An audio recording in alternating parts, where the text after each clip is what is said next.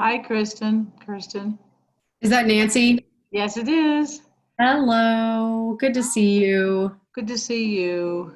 Hi guys, welcome. Let's, There we go. Yeah, what did I just do?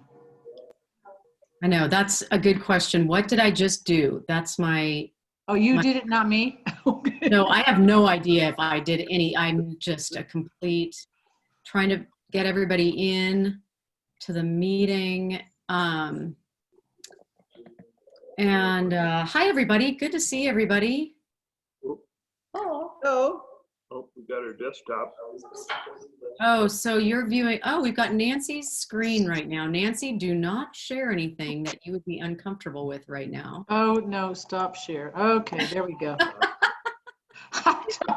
You, that could have been really embarrassing, depending on what you had up there. What did I have up there? You just had the Zoom call. Oh, the Zoom call. Oh, and now, what do I have now? Nothing. Well, I don't know what you have now. I don't see what you have now, but what do you have now? You should be seeing us. I see you, I don't see me. Okay, whatever. I don't need to see myself. Okay. I mean, you can probably go to the top right and maybe you went to a different view or something. That's sweeter than I thought. Yeah. All right. Well, welcome you guys. We'll just chat here for a couple more minutes. I'm going to, we'll get started here in a second. Let a few more people come in that may be, oh, here comes an iPad number 6. I think that's Joel. Oh, this is such a funny situation. Hasn't it been absolutely gorgeous? Yes. I just, wow, aren't we lucky to live here? It's just been stunning. And it's been fun to get the outdoor furniture out and, you know, kind of get the deck set up. Oh, it's just so nice. All right, we've got a few more people coming in here. Got some new people joining. We've got someone, I think we've got someone from Chicago and I think someone from Arizona as well today. So we've got some people coming in from elsewhere, which is fun. I'm impressed, you guys. I thought we might see a drop off in our participation because of Riesling. I'm really impressed. You're all very brave. I'm really happy about that because you're going to learn a lot and it's really a cool grape and a cool wine once you get to know it a little better. And so I just saw a few eye rolls last time when I was like, we're going to do 2 different Rieslings. I think you know, it's what it is. So, okay, well, so I guess we can get started now. Welcome guys. And if you're just joining us, my name's Kirsten Fox and I'm an executive sommelier. I've had Fox School of Wine here in Park City since 2008. And we have offered all sorts of fun classes and events now for, gosh, 12 years. I love talking about wine, as all of you who know me know. And in fact, it's really hard for me not to talk about wine. We have today helping me out on the call is Claire Desilette. Claire, will you say hello? Hi, everybody. So Claire will be monitoring the chat box and making sure that everyone, if you have questions, she can get to you and then she'll let me know when someone has a question and then we'll let you guys open up your mics. So I'm going to go ahead and now mute everybody if you're not already muted, except for Claire, who I will unmute. There we go. I have so much control. And so then to refresh your memory, if you want to ask a question, type it into the chat box or type at least a variation of the question into the chat box. And then Claire will interrupt me at an appropriate time and we'll go ahead and get you unmuted.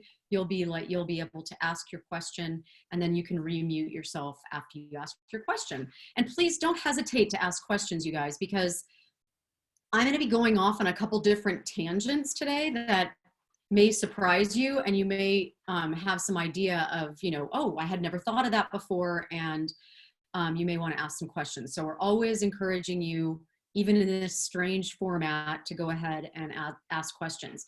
And then we'll go through the 2 wines. And if you have both of these wines, my suggestion is to go ahead and open both of them right now, because we are going to be doing a lot of back-to-back back and forth tasting.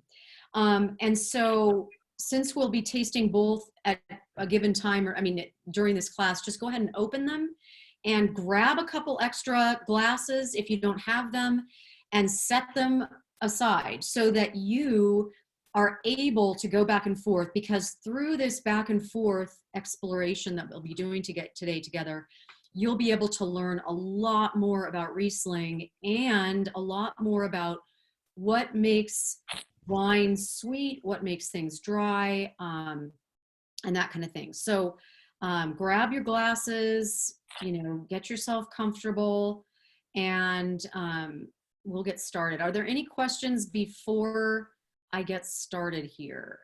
Everything okay, Claire? Well, we do have one comment. It's not a question, but Joel, I believe, mentioned that when they surveyed Somm's. Joel, why don't you say your comment? Oh, I was just saying, I know she was talking about how people poo-poo Rieslings. Wine Spectator magazine a few years ago did a survey, and they asked the whole group of Somms, if you could only serve one wine in your restaurant, what would it be? And the hands down winner was Riesling. You're absolutely right, Joel. And in fact, Somms across the board in every country will often, some of their favorite wines to suggest to people are Rieslings, because they are so amazingly food friendly. And they also have such interesting character to them. And they also do a great job of defining where they were grown. And you're right. So thank you for bringing that up. So we're going to get started. It looks like everyone's seated, and you've got your, where did that go? Oh, there it is. Ask one question. Yes. Before we pour. And I didn't get to really ask about the shape of wine glasses before, when we were doing the reds and kind of the more medium body and heavy reds. And so I have part of a set, which includes a Chardonnay glass. So, and then I have some smaller glasses that I tend to use for Riesling. So as we're tasting, out of fairness, how much with a white wine does the shape of the glass affect the taste? Would we have a different experience because of the glass? Darcy, that is Sorry. an awesome question. Thank you so much. You have such great questions and comments. Yes, the shape of the glass will affect the taste of the wine. Or more clearly put, it will affect your perception of the taste of the wine. Or the experience of the wine, I guess. Yes. Right? Yeah. Yes. And so I have 2 glasses that are the exact same, except for one's a Deer Valley green logo and one's a Deer Valley mauve logo. Having worked there a long time, I have a lot of these glasses. And so it would be helpful for you guys if you pour into the same shape of glass. So whether if you don't have, 2 of the exact same, if you can get them close, that would be helpful. Now, Darcy's point to shape, and you can read a lot about shape of glass. And this goes to the density of the aroma molecules in the glass. And I'll take let's look at a red wine, a Zinfandel, for example. A Zinfandel has often very, very high alcohol. And if you were able to design a glass, so let me refresh your memory as to the weight of the molecules. So the bottom, the most heavy molecules are alcohol and also the heavy like leathers and those kinds of things, often off of a red wine, the heavier, denser molecules. Medium here are things like oak. They're things like the aromas associated with, say, the butteriness, the butterscotch of, say, malolactic fermentation, those more creamy notes. And at the top, the lightest notes are fruits and flowers. So if you just go with your nose to the top of the glass and smell right like this, in any glass, all you're going to smell are the fruits and the flowers associated with that type of wine. So that's one of the reasons that we swirl in the glass, so that we're lifting those molecules up into the bowl of the glass, so that then when we stick our nose in, we're going to get more of all those molecules kind of mixed up in the glass. But the other thing is you'll notice when I sniff, I'm trying to go close to the wine. And then if you weren't here, one of the classes that we had, we did a nose slide test where we started at the bottom smelling, and then we went up to the top of the glass. And that, you can imagine at the, if you're close to the wine, you're going to get a different experience than if your nose is here at the top of the rim. And we had people who were able to pick up the wood better at the rim, the top rim of the glass versus the lower rim of the glass. So there are, I'm not able to pick up those aroma differences very well unless the wood is extremely strong or that kind of thing. So some of us here have got great palates. And let me make sure there's no one waiting, just double checking, everybody's in. Okay, good. Okay, so if you can imagine a glass that was, pretend this is possible, skinny here and then fat at the top, if you had a red Zinfandel in this glass, you would be maximizing the alcohol fumes. If you served it in something that looked more like a coupe or a margarita glass, you would be emphasizing, because all those dense alcohol molecules that sit heavier and close to the wine, they'd be all right up at your nose when you're trying to drink the wine. So that was what Darcy was working on in terms of the shape of the glass. The other piece of that is with red wines, the aromas in white wines tend to be more delicate. And so if you have a big bowl, like a red wine glass that's like this big, if you have a big bowl, those delicate aromas will be lost. There's just too much space for them and they get wafted off. In a smaller glass like this, they will stay tighter inside the glass and they're not going to be lifted off with any passing breeze or server that walks by, or snorting into your glass when someone says a funny joke, right? So we tend to use small, more tighter, bold glasses for delicate wines, and larger, bold glasses that maybe even need a little more air to them to open them up with bigger. Even a Chardonnay glass tends to be a little bigger than a small glass like I've got here, because there are more hearty aromas in that. So Darcy, did I answer your question well enough there? Yeah, and I'm not even sure that this is a Chardonnay glass. It's from a set. when Pam did the Shape of Things to Come, and we had 3, I know it was a Pinot Noir and a Cabernet, and I can't remember what the white wine glass was. I don't think it's as big as a Chardonnay glass. I don't know if you can tell. Can you tell? I can't really tell the dimensions of that, but Right. it could be. It just, all you want to do is minimize those aromas wafting out Okay. in a wine like this. And so any smaller glass is going to work. And really, truly, I have three types of wine glasses in my arsenal.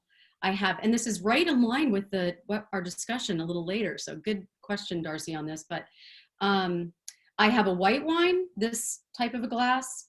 I have a red wine that's wider and fatter to allow that oxygen to get to it. And also those aromas can really open up when they've been exposed to air.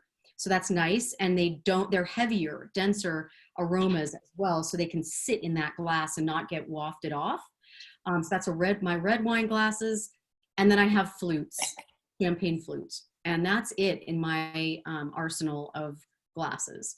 It does me well. And I really will say that unless it's a special night, everything gets poured into this because I won't break it, because these things are pretty solid. So that's my practical person self. Let's get on to the more the class as well. So we are starting. Okay, I hope you guys all have your glasses side by side. And we are going to start with a little overview of these wines. So we're going to have a very surprising experience today, and I'm so excited about this because it's going to anchor something in your brains that you will remember forevermore. So we have got Washington versus Oregon. Let me go to our map. Hold on here. I'm going to share my screen.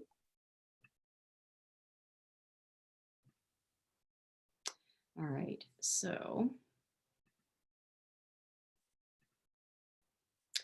we've got Washington. We're starting with our Oregon wine. Here's Oregon, and on your sheets, it sits, I couldn't do it the way it needs to sit, but it obviously sits below Washington.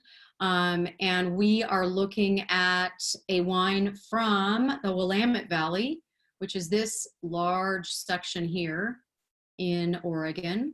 And and then here's our Washington. Most of the Washington area is grown over actually east of the mountains. So let me explain a little bit of the differences here, because it's kind of an interesting difference in the two states. If you look here, this is a coastal range. It's mountains that are very, very close to the coast right here. So most of the, it's wet here, but not super wet. It's not like Seattle wet. It's just wet, not really super wet. Portland's not super wet. So most of the rain is dropped over the mountains, and then the air comes over and is not as wet here. And if you divide this area up right about here, this northern part is much more like Burgundy, and this southern part is much closer to a Bordeaux kind of heat as you get closer to California there. Now, this area, the Columbia Valley, AVA, and Walla Walla are shared with Washington right here. Okay. Now, interestingly, so here goes the mountain range coming up here, right here. And the same thing happens. Here's Seattle. Water gets dumped here on these mountains. And then this is actually a relatively semi-arid area. And in fact, it speaks to the personalities of the wineries in both of these states. This area, in this area of Oregon, this has been traditionally, let me look at what was grown there. Hold on. They have grown south of Portland there, they've raised cattle, they've grown fruit, nuts, and a huge number of different crops in this area for more than a century. Then here come along wineries. So the wineries kind of have to fit within the little sections that are available to them in the already established agricultural areas here. So what you find then, most Oregon wineries are these highly focused boutique type style of wineries where the winemaker's right in the middle of everything and they're small and everything's hands-on because of the way they've had to fit in to this area. Well, then if you look over at Washington, this whole area, oh, by the way, volume or acres, all of the acres right now in Oregon add up to about 30,500 acres under vine in Oregon. Washington has 55,000, a little over 55,000 acres under vine. And how this industry started there was, this was pretty much arid land that wasn't really used a lot for agriculture. And the wineries came in there, and what ended up working was more of an industrial model where the wineries were much bigger. They had to use a lot of irrigation. And so many of the big wineries in here are big, huge wineries where the style of Oregon is much more boutique-y. So huge, two different styles of winemaking from these regions. And let's do a little taste here and get that Willamette Valley vineyards. We're going to Oregon first, Willamette Valley here. And if you'll get that in your glass, and I want you to take I'm going to do the 5 S's. Let me move away from the sharing here for a sec. So there are 5 S's again. So we're going to do the 5 S's. The first S is sight. So you're going to take this, you're going to tip it away from yourself and look at a white paper behind it in your whatever lighting you have. Boy, I can tell you mine looks almost clear in what I would call the heart. I often compare this to an alien's face where there's a pointy chin and a big wide forehead at the top is the way my glass shows this. And where you would look and you'd see the alien's nose in the center, that's called the heart. And it's very, very clear in this case in my lighting, except for where the alien's cheeks are. And that I see a little titch of a straw yellow, but very little. Is that what you guys are finding? Not a lot of, yeah, see, I'm seeing nodding of heads there. Okay, so that's our sight. Our second S is swirl. So we're gonna swirl that up. If you don't like to do it in the air, you can put it right on a table and just swirl it around. It depends on how much you've got in the glass. And I always pour below the fattest part so that I can swirl without worrying about spilling. So swirl. Third S is that smell. And boy, Rieslings are amazing. So take a nice deep smell of that.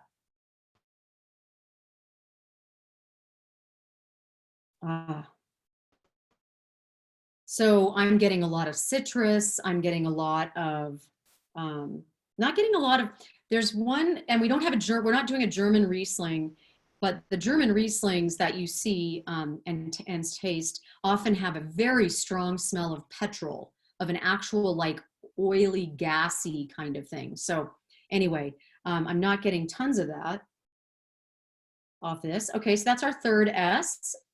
Fourth S is sip.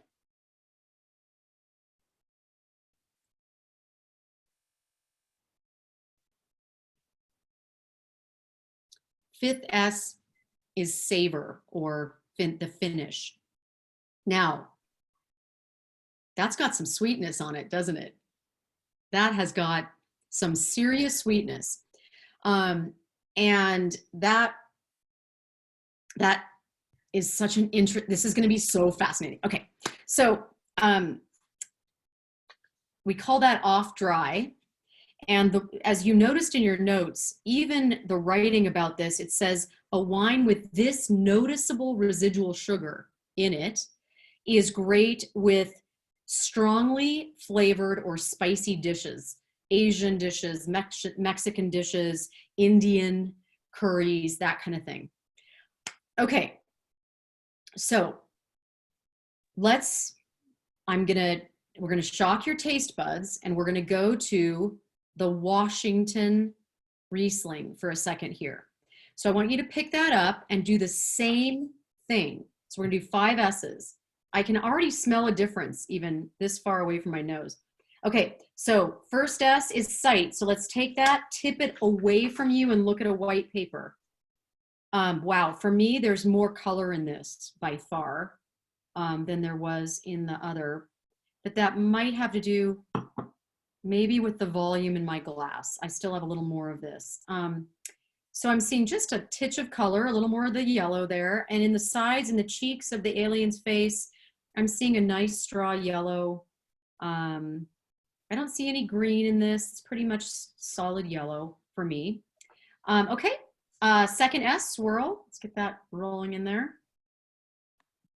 All right, third S is smell, scent, sniff. Boy. Doesn't smell as citrusy to me, interestingly. I almost smell like it's getting into almost a nectarine kind of smell. And then fourth S, this is gonna be, oh, there's someone in the rating room. Hold on, let me let him in. Barbara Yamada. Oh, look at that. It lets me know that. Hold on, just one sec. Oh, come on back. Where are you, Barbara? Okay, so anyway, we're on our sip. So we swirled, we smelled, and then we're sipping.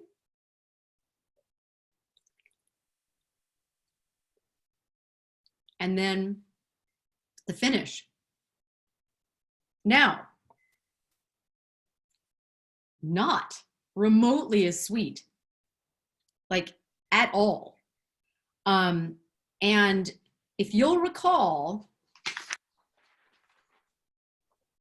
the Willamette Valley, I held it up last week.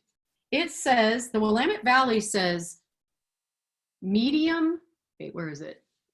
Under, okay. Medium sweet. Do you see that where the little arrow is pointing? It says medium sweet. That is our first wine.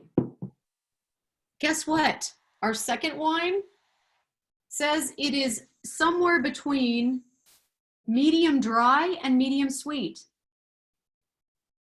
Now, I will tell you that's very surprising to me because that is a completely different wine. But here's what we can take away from this. All of our palates are very different, and the winemaker and the impression of what they are making is one thing, but our experience in our mouths is a completely different thing.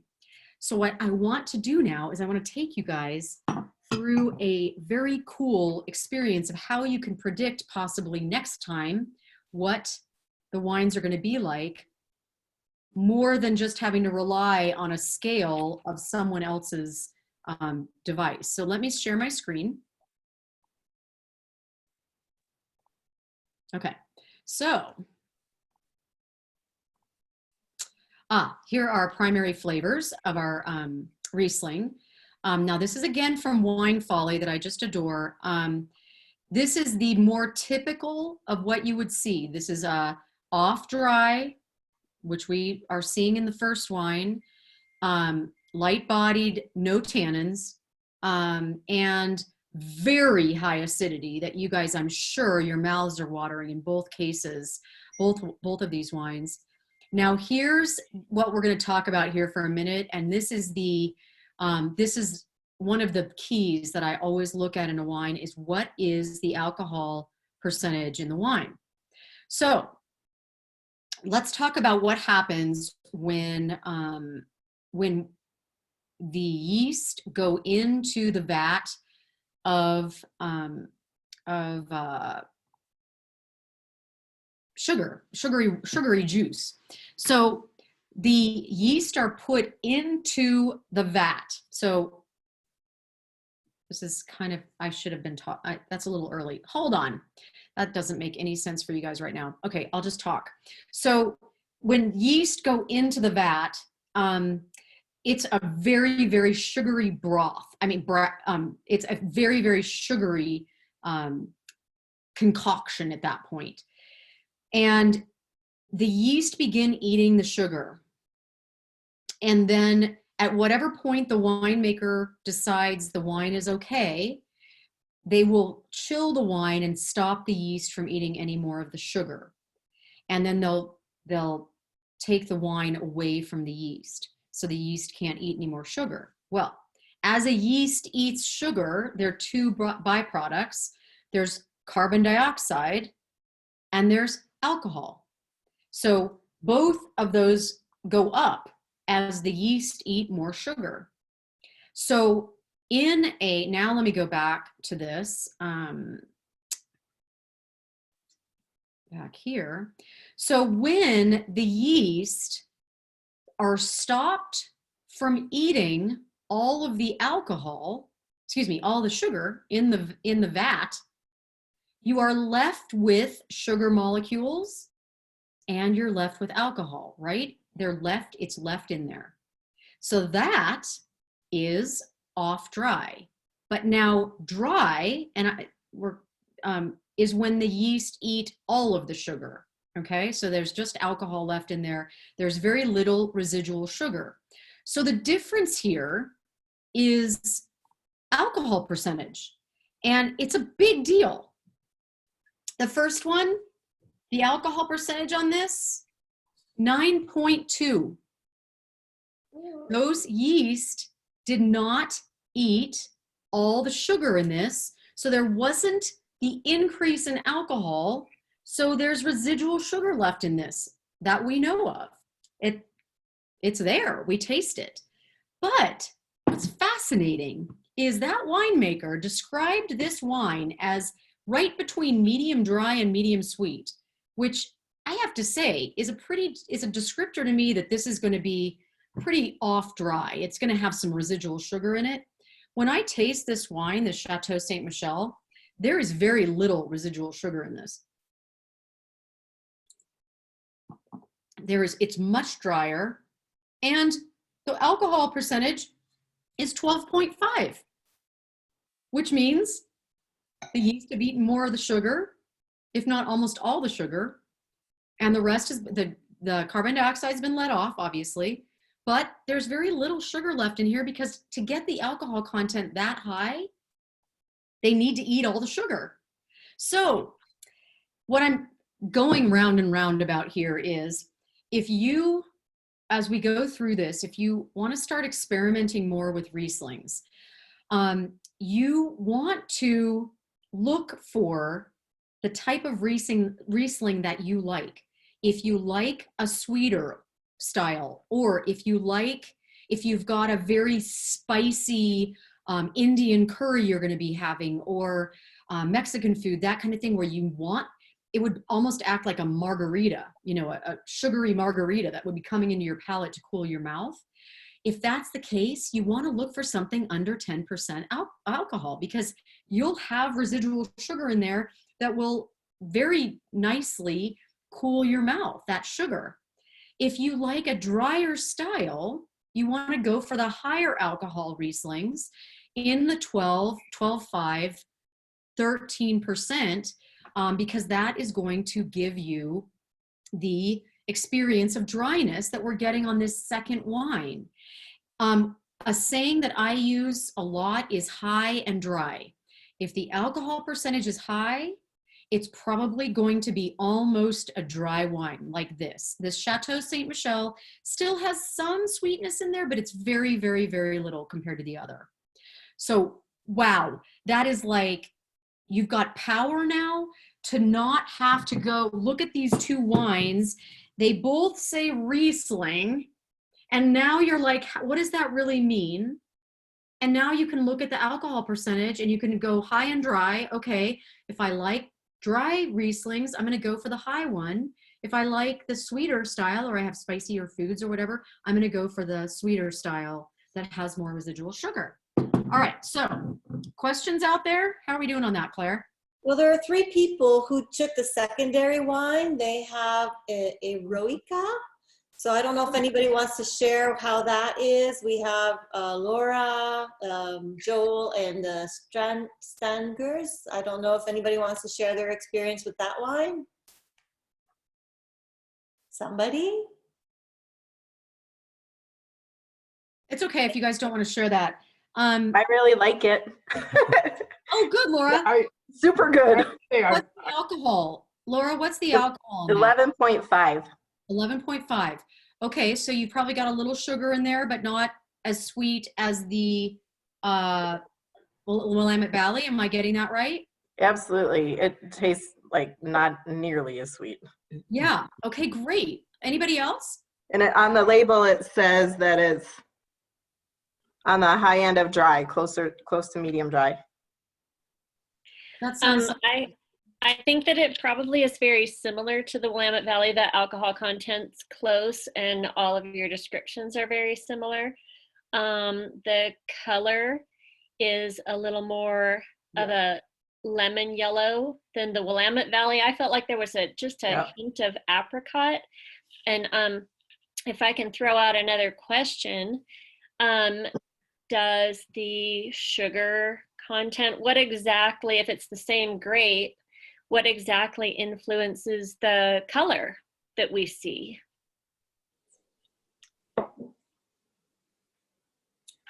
Are these different ages? So the Saint Michelle is a little 1 year older, so that's not really effective.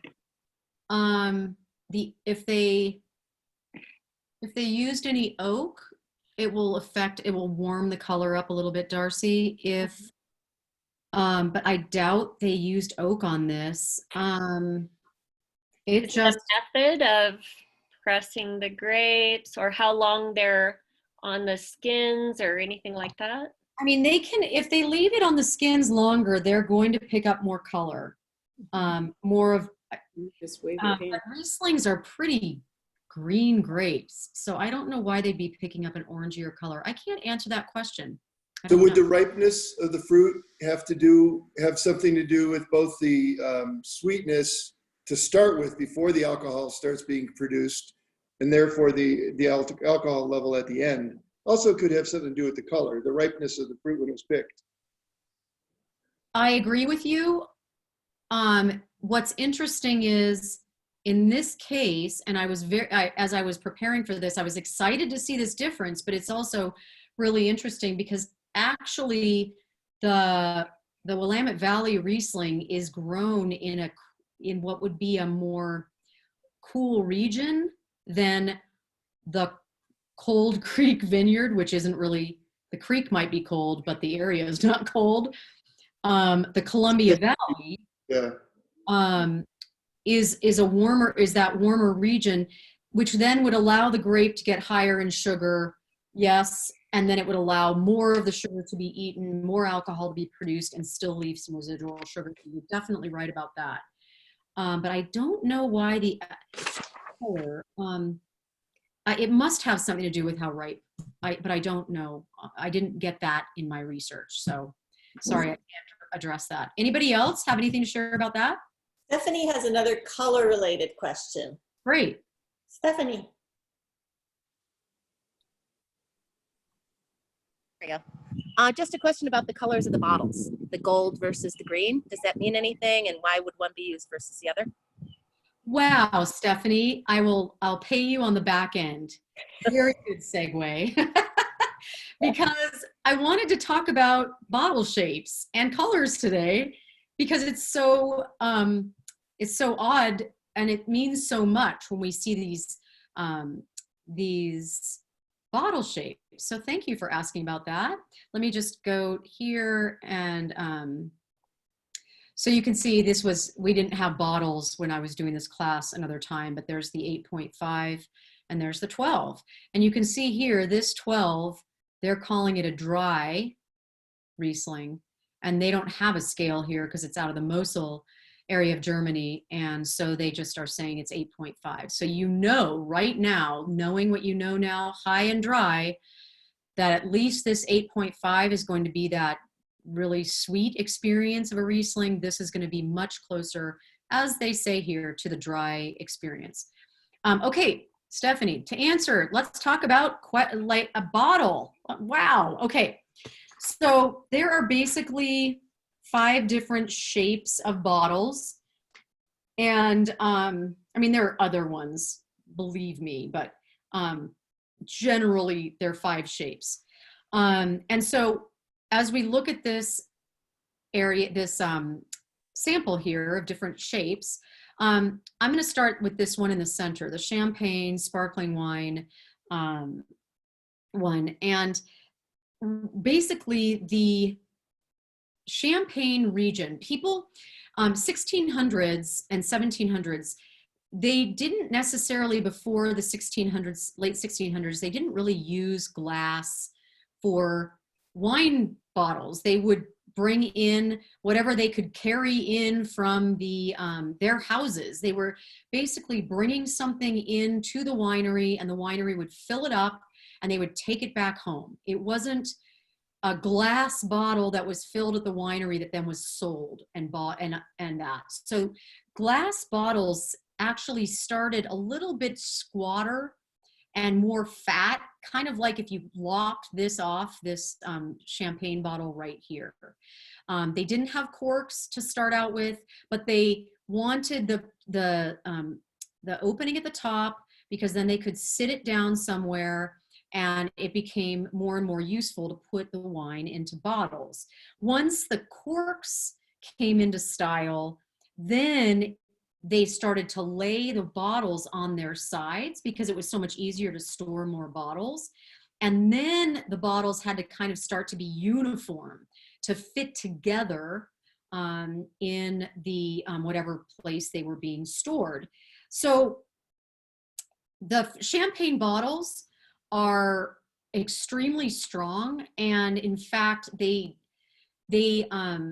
English developed the strongest champagne bottles, and they actually shipped their bottles over to the Champagne region of France, late 1600s, early 1700s, that allowed the Champagne region then to really embrace the sparkling wine that they were producing there. Because before that, the bottles would explode, and they would, the monks would be just showered in glass as the bottles would explode. And we'll do a fun one on that at some point, I'm sure, in the future, because there's some fun stories about that. But so that was where it kind of started. It needed to happen there because they needed to bottle this stuff up. But then when you look at the Burgundy, so that is the one that is right here. This is the Burgundy bottle.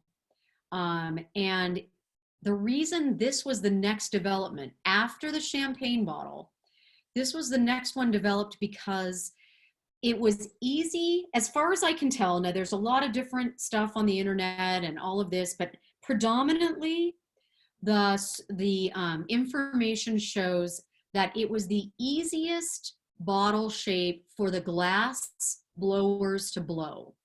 They didn't have to do anything fancy, and it just was easy. They blew it and they'd fill it up with wine. Now, to add to that, questions about what's called the punt, you know, that thing in the bottom of the bottle that's that lifted up area. And again, a champagne one goes pretty high, pretty deep in there. There are theories around that. I mean, I've read a lot about all this. The best one that I can find is that the punt was basically designed since the glass blower was blowing the bottle, and then he or she, I think it was probably all men at this point, they had to pinch the bottom of the bottle together, and there's a seam there at the bottom of the bottle then to define the bottom. And if they hadn't pushed the bottom of that now newly made bottle up into the bottom, into the wine bottle itself, so that it was recessed, people, number one, it may not have stood straight because that seam may have gotten in the way of balancing that bottle in a straight way. But then also people might have cut their hands on that seam. So the theory is that it was pushed up into the bottom of the bottle to get the seam off of the danger area of people's hands, and also so it could sit flat. Now, champagne's a different reason. Champagne, that punt comes way up. But what that is doing is they discovered that if without the punt, the pressure inside the bottle would blow the joints out here at the bottom of the champagne bottle because there was so much pressure. So they built the punt to basically it's not diversify, to basically divest. Oh, I don't know the word right now, but they basically, then all these different actions are working on the punt, and the punt's not going to break. And it took the pressure off of these seams. So that is what that, okay, so then we move to, let's look back at my notes here. We move to the Bordeaux. Bordeaux, this shape bottle, and you can see it has a shorter neck, if you will, and then broader, more defined shoulders. And there are two theories that I found that had the same kind of the preponderance of writing, and that is that either the shoulders, if you can picture this wine bottle tipping to pour wine, the shoulders, because this is Cabernet, well, often Cabernet, Merlot, Cab Franc, these are big wines that have a lot of tannin in them. And if you were aging the wine, you very well may have on its side right here, if it was lying flat, you'd have some sediment on the side there. So as you're pouring the wine, as it's tipping, the sediment would get caught in the shoulder here, and the nice wine would flow out at the top without having as much sediment get into your glass because it was stuck there.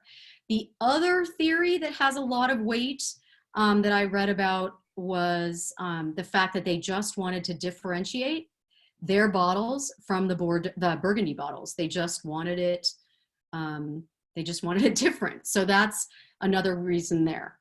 And then we're going to look at, now the fortified wine bottles, I don't have a lot of information about that. This is much more of a style that's decorative, obviously. The English were involved, but I don't have a lot of details about that right now because I really prepared more for these four instead of this fortified one, but they definitely tend to be fancier. And so I'm sorry, I don't have a lot of information about the fortified bottles. The Rhine, so this was your question, Stephanie. So this is called a Hock, H-O-C-K, or Rhine, or Alsatian, or Mosel bottle, all of those things. It's the tall, skinny one that we have here in front of us right now. And the color differences come into the fact that the brown wine, the brown glass of the Chateau Saint Michel was more traditionally seen in the actual German wine bottles that had Riesling in them from that area. The green tall bottles were seen from Alsace. So same tall bottle, but Alsace in northern France, really close to Germany, they produce a huge amount of Rieslings as well, but they're all in a dry style. So Germany's tended to have a bit of residual sugar in them, and those are the ones in the brown.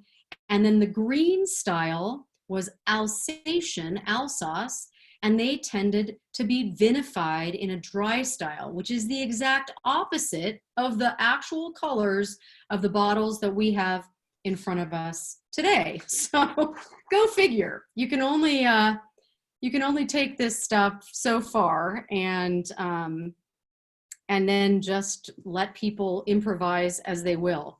And one of the reasons that they thought this Rhine, this hawk style of bottle was so skinny and tall is that the Rhine River was used for exporting and moving these bottles out of Germany and along also out of Alsace as they went down the river.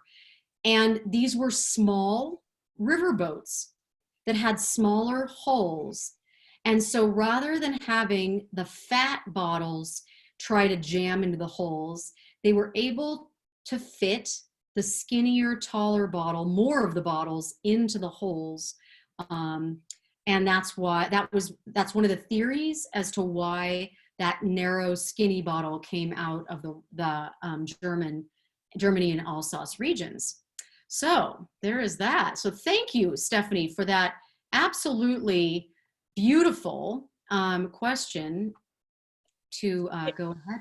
And how are we doing? Comment as well. I don't know, Sherry, would you like to share your question or comment?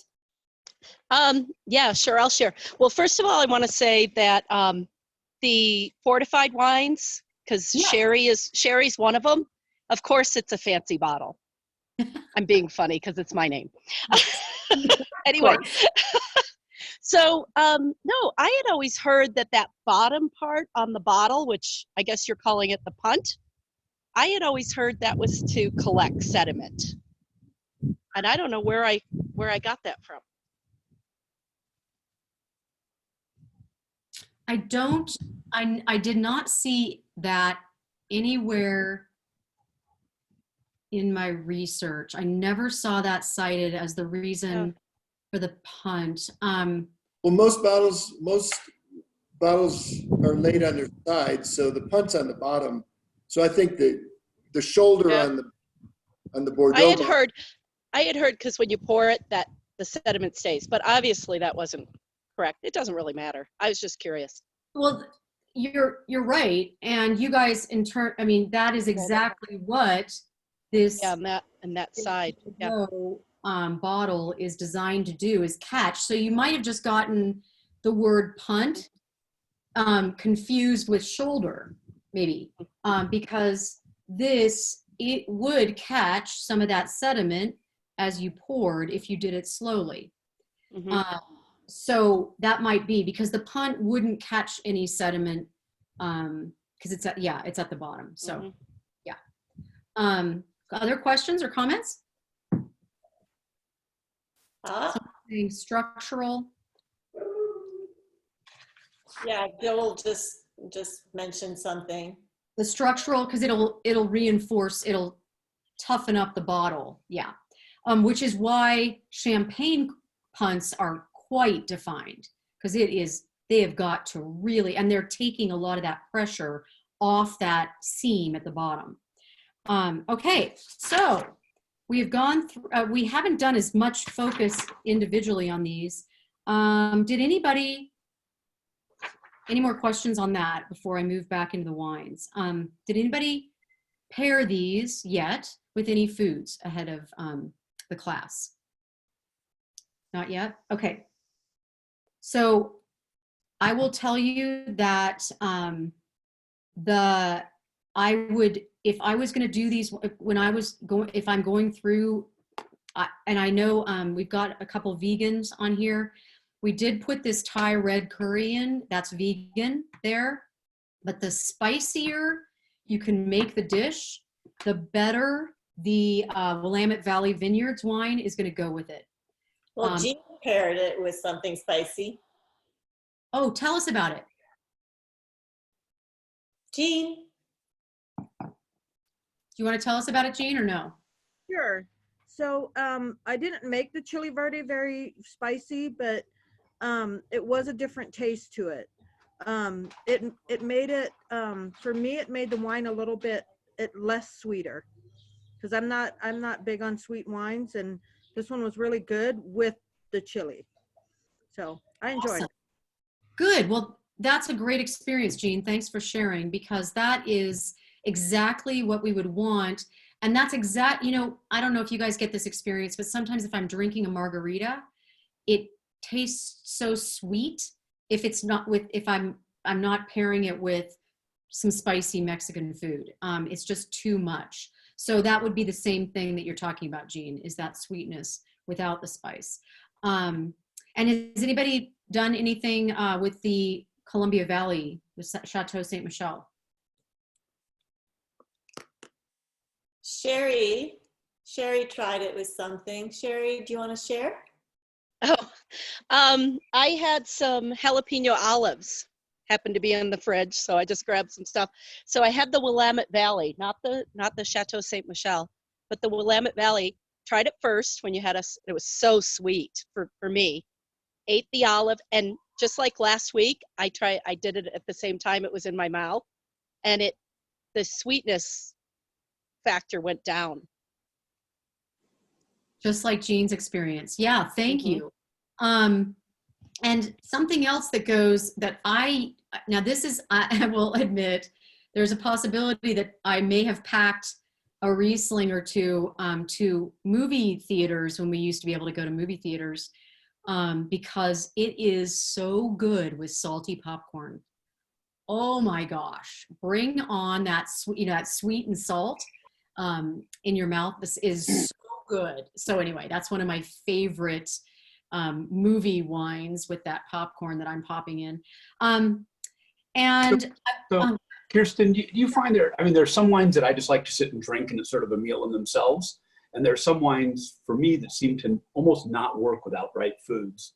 And a relatively sweet Riesling, I wouldn't sit and sip that, but every time I go to Bangkok Thai, that's what I bring with me. Joel, I think that sounds exactly like Jean's experience, Sherry's experience. It's so, it's a sweet wine. It's got some, it's got really a palpable sweetness to it. And with the food, it lessens that sweetness. And, I think when you're beginning into wine, at least as far as I've seen, and my own personal experience, when I was getting into wine, I really enjoyed more of a sweet wine because I really had come from mixed drinks, often that were sweet. I was a young woman, and so I would have had, I don't know, whiskey sours and, pina coladas and those kinds of, drinks.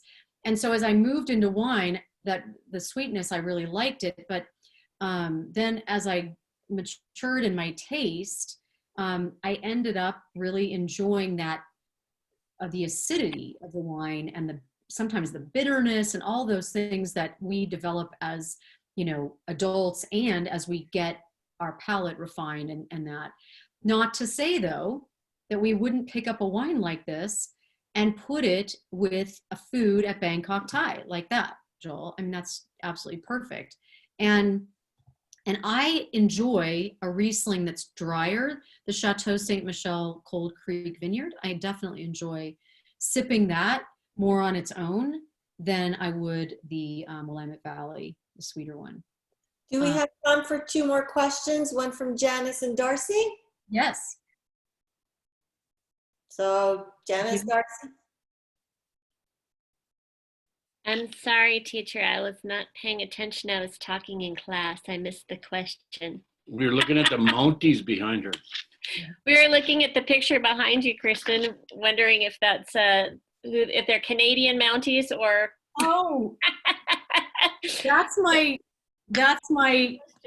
grandfather, and he is a miner here in Utah. And these are 2 gentlemen, and that's a mining thing. Wow. That's my grandfather there in mining pants, but they looked very much like those.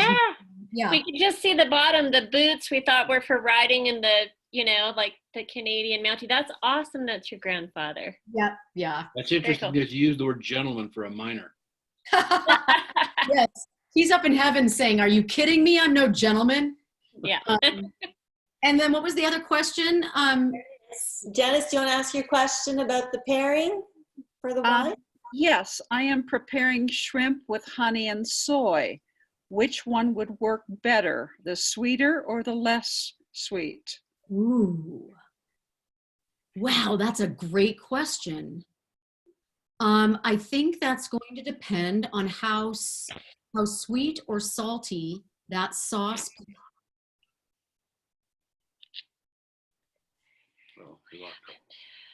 Yeah.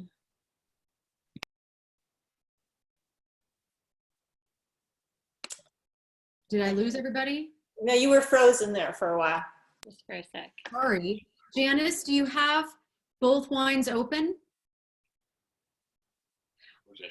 I would try them with both. What I was saying was it depends on how much soy, or how much salt, and how much honey is in there. And so if it's sweeter, if it's sweeter, the less sweet Riesling, the Chateau Saint Michel, that's going to come off probably as a little bit sour if the sauce is sweeter. So but if it's saltier, that would probably go well. So I'll be curious. Bring that back next week. Okay.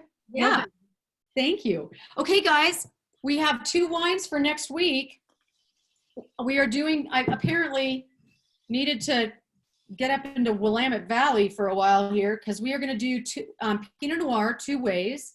We are doing an Areth Rosé. It is a rosé of Pinot Noir. And we are doing the Cardwell Hill Cellars Pinot Noir. Both of these are out of Willamette, although the Areth is appellated as Oregon. They source almost all of their grapes out of the Willamette Valley. So we will be focusing deeper into Oregon and the Willamette Valley. I'm sure some of you have been there, so we can talk about that next week.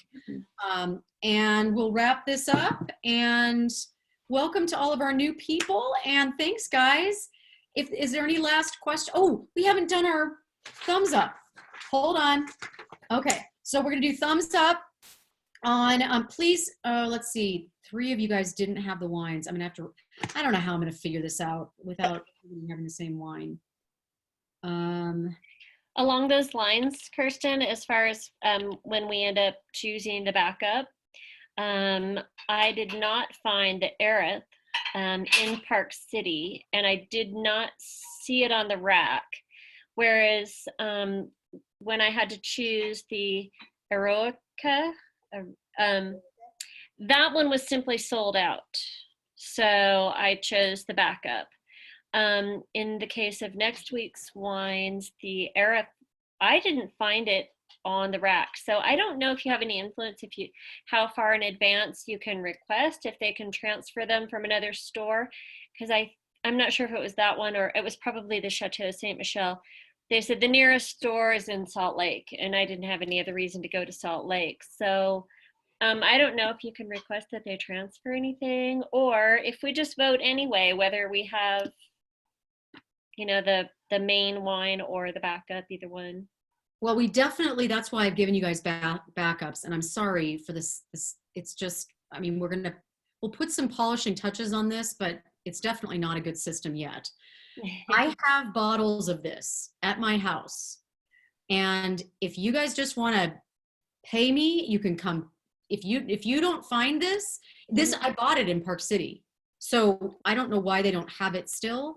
But I have bottles and bottles of this because I bought a lot of these for my Minds and Wines tours that all got canceled. Kirsten, did you buy it all? No, Is that the problem? No, no, I don't know why it's sold out. So, but sometimes at vintage changes, that happens. So anyway, I've got bottles of this. You guys email me at Miss Fox at Fox School of Wine if you want to buy one from me. I would happily sell you them because there are a lot right now in my cellar. And we're not going to do the thumbs up thing. It's not working, and I have to figure out a better system because I don't know who has which wines because of the situation we're in. So thanks, guys. Cheers, everybody. Happy Cheers. Sunday. Happy Mother's Day to everybody out there who are mothers. And you too. Thank you. Guys. All right. See you guys next week. Thanks. Bye. Bye.